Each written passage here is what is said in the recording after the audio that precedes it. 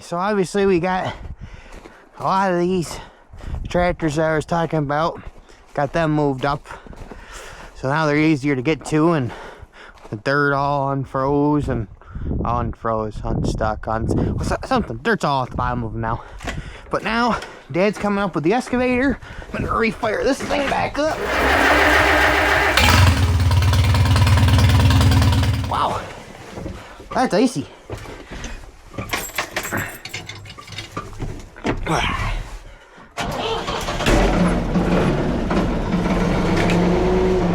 Leave her in a high idle just for a minute. And now we gotta get some tires off. Gotta get all 4 tires off that Oliver down there, this tire off, these big tires off.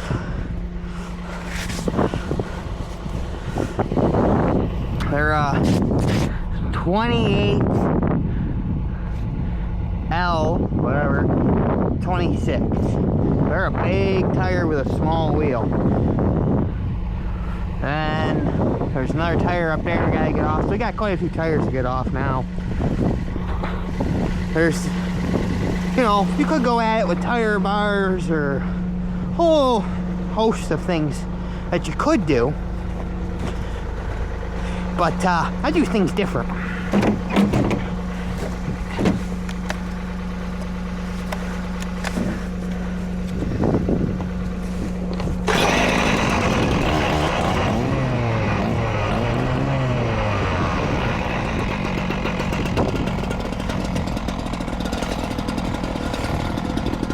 This one I think will fall right off.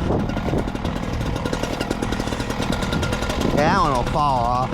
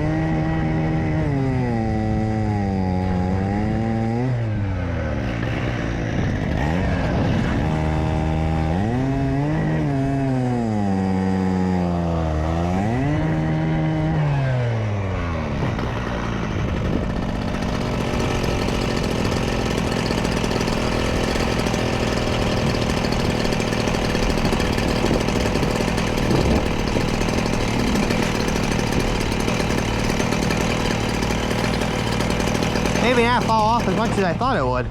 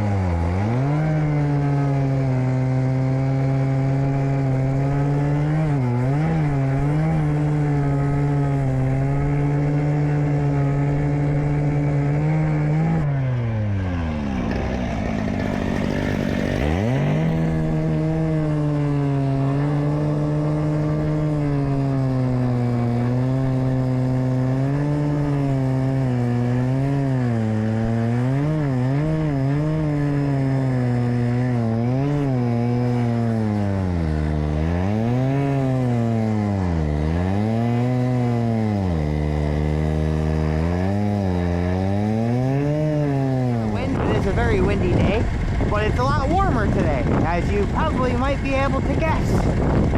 I was able to get the dozer running today, so I got a couple spots I want to go plow, then I'm worried about tires, and I got a couple drifts I want to go get knocked down so we can ride four-wheelers through. So let's get to her.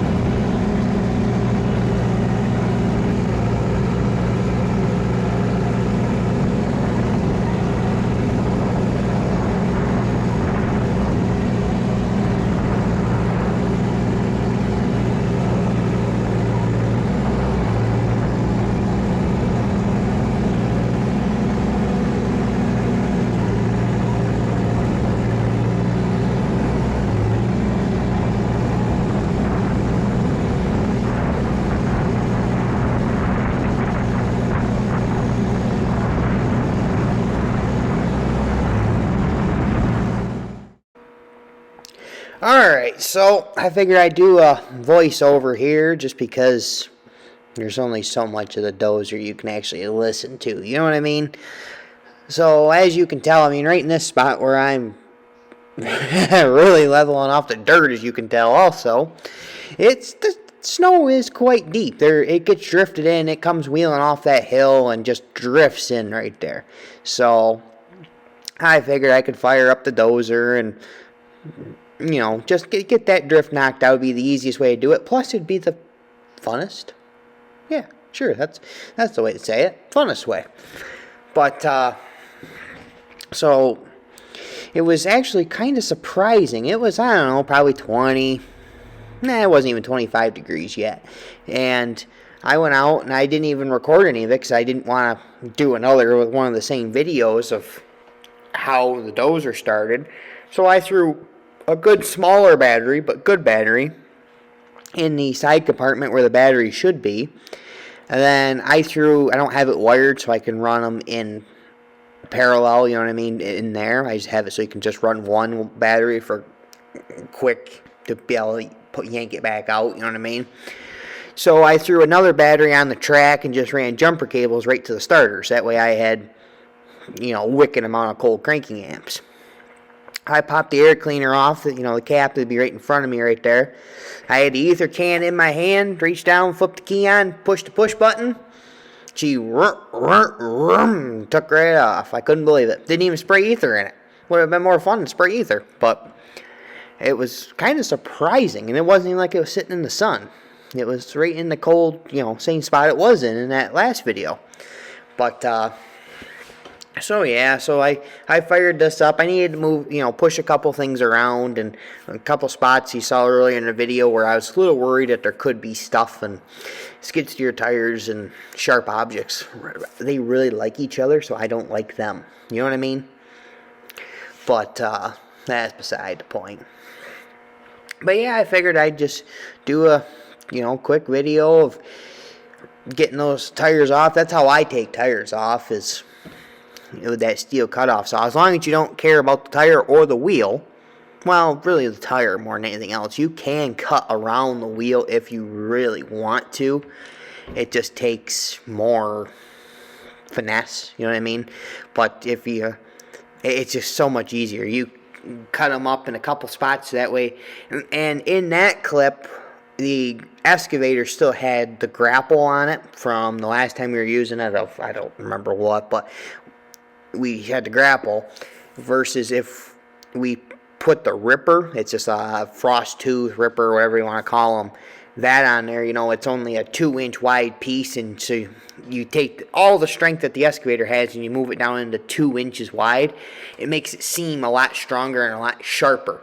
You know what I mean? You can bend the wheel right in, pop the tire. It really works out pretty well. You can do it without cutting them. It's just on certain tires it's difficult. The other tires, like skidder tires, you can hold the whole weight of the machine on that point and you still can't cut them. The skidder tires are unbelievably tough. They really are. But anyways, that's going to about wrap this one up here. I just figured, you know, do a video of how I take tires off and how wow, I'm taking a lot of dirt right there. That is an unbelievable amount of dirt.